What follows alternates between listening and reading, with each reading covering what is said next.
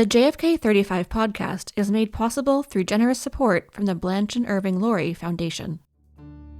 I must say I am a strong believer in equal pay for equal work, and I think that we ought to do better than we're doing. 60 years ago, President John F. Kennedy passed the Equal Pay Act of 1963. It was one of the first federal anti-discrimination laws that dealt with wage discrimination on the basis of sex. But while Kennedy was the man who signed the bill into law, it was only because of a woman-led movement that the act became a reality.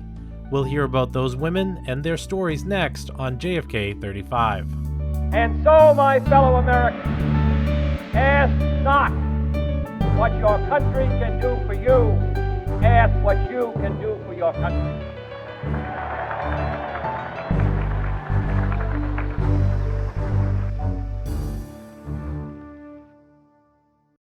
Hello, I'm Matt Porter. Welcome to this episode of JFK 35. As we come to the end of Women's History Month, our final two episodes of March will look at the story of the Equal Pay Act of 1963, which made it illegal for companies to pay men and women differently for equal work. The Equal Pay Act, signed by Kennedy in June 1963, has had lasting implications in its attempt to level the playing field among men and women in the workplace. In a special back-to-back episode series, we'll take a look back at the history of the Equal Pay Act and reflect on the last 60 years since its passage. In 1961, the push for a law like the Equal Pay Act was on the mind of activists and prominent women journalists like May Craig. Craig was a leader among the small but growing band of women who covered politics in Washington. On November 8th, she bluntly asked the president what he was doing when it came to the issue of equal pay for equal work on the basis of sex. Mr. President, the Democratic platform in which you ran for election promises to work for equal rights for women, including equal pay, to wipe out job opportunity discriminations. Now, you have made efforts on behalf of others.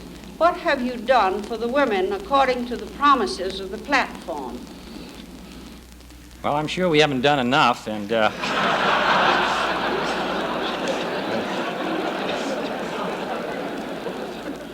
must say I am a strong believer in equal pay for equal work, and I think that we ought to do better than we're doing, and I'm glad that you reminded me of it, Mr. President. Mr. President. Despite President Kennedy giving a short and rather lackluster answer to Craig's question, he may have already made one of the most significant moves for the future of the Equal Pay Act. In 1961, Kennedy appointed labor activist Esther Peterson to the Women's Bureau in the U.S. Department of Labor. Peterson would urge Kennedy to establish the President's Commission on the Status of Women, which would be set up in December 1961, 1 month after Kennedy answered that question from May Craig. Joining me now to discuss more about Peterson and the movement she helped lead is award-winning author and distinguished professor of history and labor studies at Rutgers University, Dorothy Sue Cobble. Dr. Cobble, thank you for joining me today. I'm happy to be here, Matt. Well, I'm happy you're here, and I'm happy that we can delve into this topic of the history of the Equal Pay Act and the women who were behind that movement in the 1960s. But before we get to the Kennedy administration in 1960, I thought it would make sense for us to quickly go back to some of the originations of these growing feminist movements, which was the 1920s with the passage of the 19th Amendment. What was the idea of equal pay at this moment as women got the right to vote? And maybe how did it differ from other feminist goals that were also emerging at the same time? Let me talk a minute about the equal pay demand and what a long history that has. And then I can bring us back to this pivotal moment of the passage of women's suffrage in 1920. I think it's really important for our listeners to get a sense of how long this struggle was. And also, working women and labor women were really central to the equal pay struggle. It happened really in terms of legislative initiatives, but also pressure at the workplace for employers to change their policies. And you see that kind of dual approach as early as the 19th century, where you have some federal legislation that provides equal pay for federal employees, but also strikes that women led on behalf of equal pay. And this kind of dual approach continues right into the 20th century.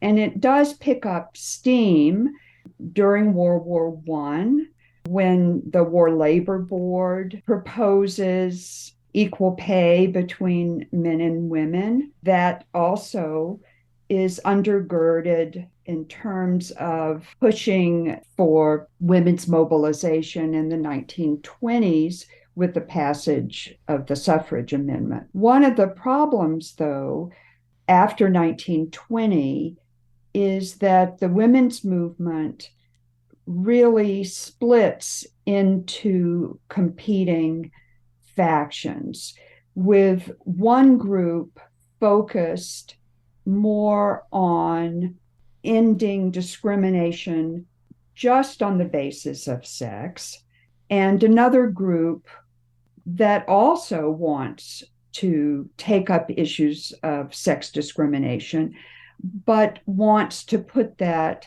in a broader context of ending other kinds of discrimination, discrimination on the basis of race, class, and other issues. And this comes up in a debate over how to proceed politically with women's suffrage, with the National Woman's Party moving from suffrage to a focus on the Equal Rights Amendment, and another group saying we've achieved partial suffrage for women, but there are many women who still don't have the right to vote because their discrimination is not based on sex, but based on other things such as race or citizenship or literacy or other kinds of barriers. And so that's an important divide in the women's movement after 1920.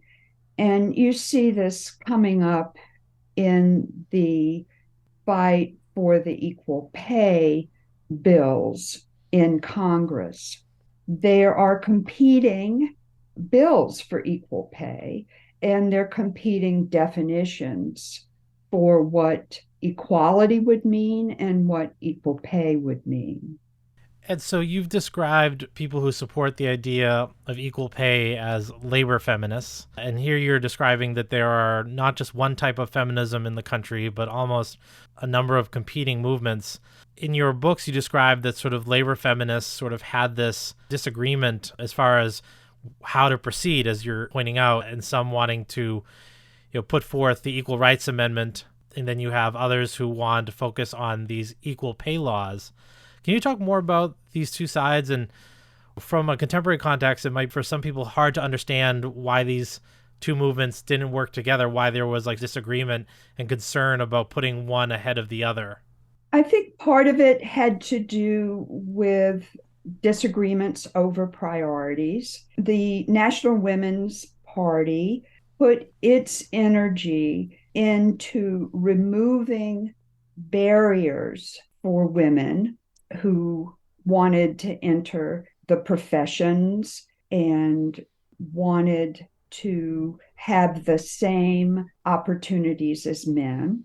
There was another group of women that I've written about who also believed that unfair discrimination against women should be eliminated, but they were also focusing on what were the needs of lower income women and what were the most pressing needs from their perspective. They believed that working women needed not only opportunities, but they needed their living standards raised, and they needed worker rights and worker protections.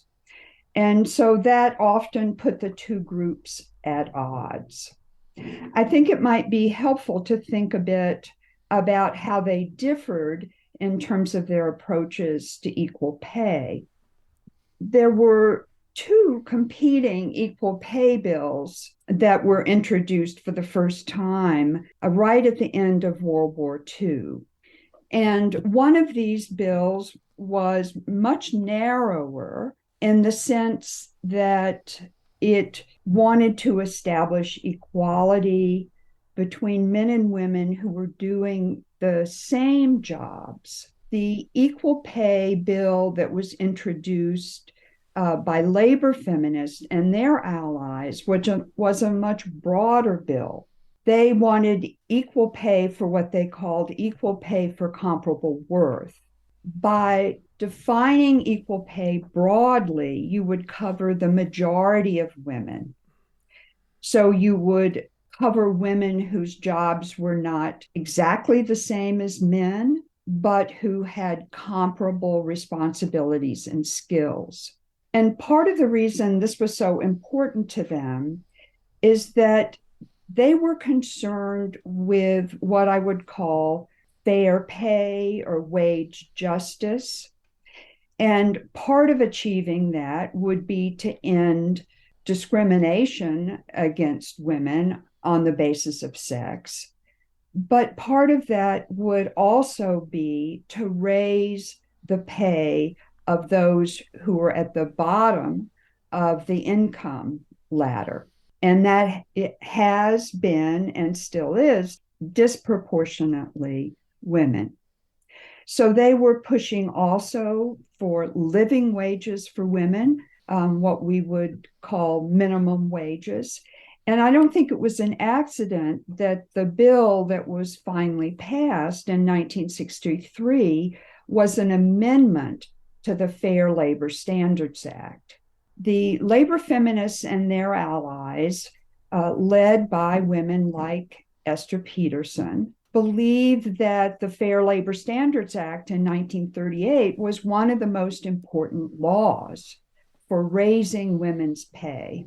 And they fought to extend and improve that legislation. The Equal Pay Amendment that they were able to push for and achieve in part in 1963 certainly raised women's wages, and it was an important victory. John F. Kennedy called it a significant step, but they saw it as just a first step. Can you tell us a little bit about who Esther Peterson was and how she got involved in this labor feminist movement? She's a fascinating figure. She was raised in a Mormon Republican household, born in 1906. But over the course of her life, she was active in feminist causes, in labor causes, in civil rights causes. And by the 1960s, she had become the highest ranking woman in the Kennedy administration. She was very important in the actual passage of the Equal Pay Act in 1963. And so she certainly needs to be recognized for that achievement and better known. But it's also interesting to think about the broader context and what allowed her to make progress in the early 60s. She was part of a group that came together after World War II that was connected to the Women's Bureau. It was a labor advisory committee that Frida Miller, who was the director of the Women's Bureau at the time, set up. And it brought together a lot of the top women leaders in the labor movement. And we have to use our imagination and think back to this mid-century moment when the labor movement represented 35% of the workforce and was very powerful in terms of what it could negotiate economically with the largest corporations, but also its political power. This group really proposed broad changes and reforms, not only for women, but for low-income workers and workers of all races. The group sustained its efforts into the 50s, but with the new Republican administration in 1952, the group transformed into a group that wasn't so connected with the Women's Bureau and called itself the National Committee for Equal Pay. And that group really sustained the equal pay efforts in the 1950s. They were able to pass a number of state laws. By the early 60s, there were equal pay laws in some 20 states. And this was a group of labor women, but also women who were leaders in the YWCA, in the AAUW, the American Association of University Women, in women's clubs. So they were very important. By the end of the 50s, there was a real sense that there was momentum possible on the issue of equal pay. Esther Peterson, who'd spent a decade abroad in Europe, had come back. She was the principal female lobbyist for the AFL-CIO, and she brought together a group of women to push for equal pay, as well as a broad agenda for women's status and women's rights. She was also the principal person behind Kennedy's Presidential Commission on the Status of Women, which she was able to secure an enactment setting up that commission in 1961. So let's briefly touch on that. Esther Peterson, she campaigned for President Kennedy and Lyndon Johnson. She found a place in the administration to be an advocate, and she sets up this presidential commission. What was the purpose of the commission, the issues that it would look at, who made it up, and ultimately what did it recommend? The commission idea, like the idea for equal pay, has a long history. There was a group that put forward a bill for a commission on women's status that was part of a larger initiative in 1947. They were inspired in part by Truman's Commission on Civil Rights around that same time, and also the UN Commission for Women. So it had both inspiration for what was going on domestically, but globally. So they pursued that idea. And again, with the new Democratic administration being elected in the 60s, they thought the time was right. Esther Peterson had been instrumental in putting together a broad group that helped campaign for Kennedy and Johnson. She had also known JFK when he was a congressman in 1946. And she had been a lobbyist for the Amalgamated Clothing Union. She also knew well Arthur Goldberg, who was Secretary of Labor and had been a former counsel to the CIO. So she held a meeting in her office, brought together the women she had worked with for decades. They were powerfully placed in some of the top unions, and they began to pursue not only the commission, but a bill for equal pay. They introduced a bill in 1961. There was also a competing bill for equal pay, which they did not support because it was narrower and did not meet their hopes for a strong bill that would cover the majority of women. They had to make some compromises along the way, but they made progress in 1962. There were many unions that lobbied for the bill and women's groups that came out in support. The opposition included the Chamber of Commerce and other business groups who argued that in many cases, women were not as productive as men. They were not as reliable as men. They should not be paid the same as men. It was also clear that they were afraid that such a bill would cause them to lose profit. They would have to raise wages. But that opposition was not as strong as the supporters who believed that equal pay was a matter of simple justice and that also it was good for the economy. There was a belief at the time that when you raise pay, you actually are stimulating economic growth, and that it's important to have a fair pay system so that you don't have competition unfairly. So equal pay was also seen as something that would benefit men as well as women.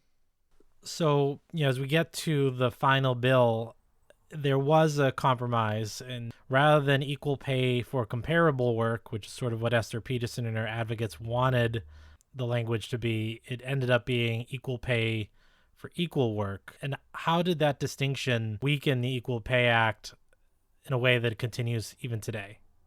Very few women do exactly the same jobs as men.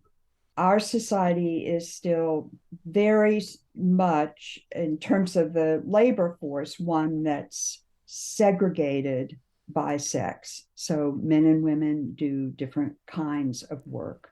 That was true in the 1960s, and it's still true today. There's been some progress, but the problem certainly persists. Esther Peterson and the women who were pushing the broader notion of equal pay believed that you needed a bill that would allow women who weren't doing exactly the same work as men, but whose jobs involved comparable skill, should also achieve justice in what they were paid.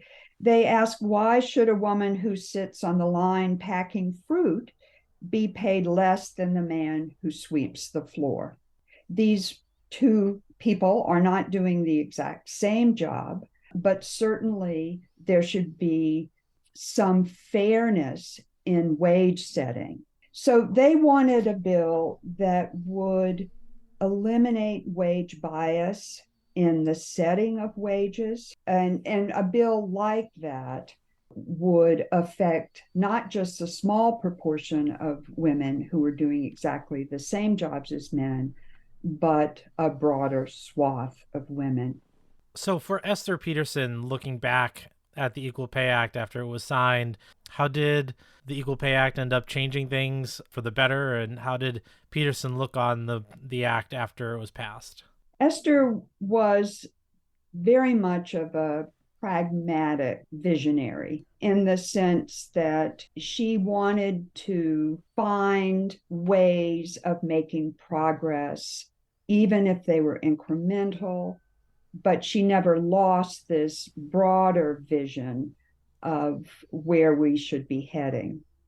So she thought of equal pay as a first step, a starting point, and she applauded it as a victory. She was also very clear that it had been a compromise and it was insufficient. She believed that there would be improvements that would come later. And even though there was disappointment in having to accept a compromise bill, one that was much narrower, they believed that further change was possible. They did make some advances, certainly, with ending and diminishing race discrimination. They pushed very hard and were crucial to the passage of the Civil Rights Act. They also pushed for amendments to the Fair Labor Standards Act. And the 1963 amendments were quite substantial. They broadened the act to cover many of the jobs that had been excluded, many of those jobs were ones done primarily by people of color. But the 1966 amendments also expanded the law to include a lot of the low-paying service jobs in retail and hospitality and other sectors. So for Esther Peterson and her allies, achieving equal pay or equality in the wages between men and women was very important, but also raising the wages of those at the bottom was crucial. I wish we could keep talking about this all day. I do only have a couple more questions that I think we have time for. And the one I want to make sure we talk about is, the 1960s, when you look at leadership positions in the White House or people who are in public leadership positions, almost entirely men. So what was the significance of having women like Esther Peterson in the administration, even if a lot of the work was, quote, behind the scenes? What was the significance of having her there and having people like her in that administration? And did it help pave the way for future Esther Petersons or future women in leadership and politics that came after her? She was somebody who operated behind the scenes, certainly, but she also had a very public presence. And the Presidential Commission on the Status of Women is, I think, one of the most important moments in the history of women's movements in terms of setting off a much larger movement and campaigns for women's equality. So the commission itself, the report that they took 2 years to write, actually had very far-seeing policies that I think we would do well to come back to and reconsider. And these include universal childcare, making that available to women, but also broad notions of equal pay. The commission was very clear that workers, particularly women, needed access to paid leave, sick leave, but also parental and medical leave. So they had many proposals that are back on the agenda today. The commission also really helped jumpstart the mass feminist movement that emerged in the late 60s. Once the federal commission issued its report, there were groups in all the states that came together, women's groups, to try to implement and further some of these reports on the state level. So that became a really important institutional forum that allowed women to come together and talk about their second-class citizenship and begin to organize for change. So the National Organization of Women, that is born in 1966, they had been close to the commission movement, but also other groups as well. So I think that's a really important part of the story of the rise of what we think of as second wave feminism. Thank you so much for taking us through the history of the Equal Pay Act, and not only that, but seeing where we've come since then and how the President's Commission of Women sort of launched the women's movement we've seen today. Thank you, Dorothy Sue, for joining us today. Thank you, Matt.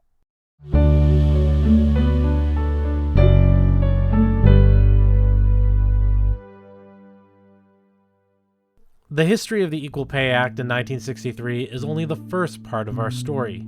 Join us for part 2, airing tomorrow, where we'll look at how the Equal Pay Act helped shape the last 60 years of law and policy regarding the equal treatment of women and others in schools, universities, and the workplace. We'll reflect on its successes and the work still yet to be done to ensure equal pay becomes a reality for all workers. You can also visit today's episode page at jfklibrary.org/JFK35 for more resources about the history of the Equal Pay Act, including hearing from Esther Peterson herself in an oral history found here at the JFK Library. If you have questions or story ideas, email us at jfk35pod@jfklfoundation.org or tweet at us at jfklibrary using the hashtag JFK35. If you liked what you heard today, please consider subscribing to our podcast or leaving us a review wherever you get your podcasts. Thanks for listening and have a great day.